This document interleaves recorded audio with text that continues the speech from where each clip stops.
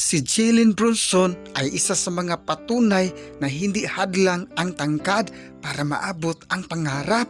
Kahit hindi siya kabilang sa pinakamataas na manlalaro sa NBA, ipinakita niya na mas malaga ang sipag, puso at tiyaga sa sarili. Sa bawat laro ng New York Knicks, pinapakita ni Brunson ang pagiging leader at clutch player, kaya malaking dahilan siya kung bakit hawak ngayon ng Knicks ang 2-0 lead kontra sa Cleveland Cavaliers sa Eastern Conference Finals.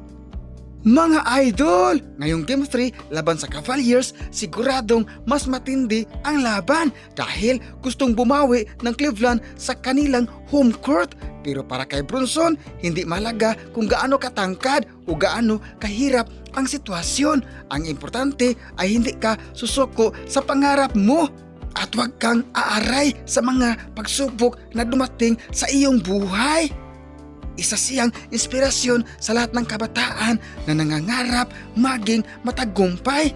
Tandaan natin mga idol, hindi sinusukat ng tangkad at laki ang magiging tagumpay mo, kundi ng tibay ng puso at sipag na inilalaban mo araw-araw. Kaya mga idol, ano ba ang pangarap mo? Ituloy mo lang. Baka sa darating na araw, ang kasaysayan mo ay maisulat sa libro ng tagumpay.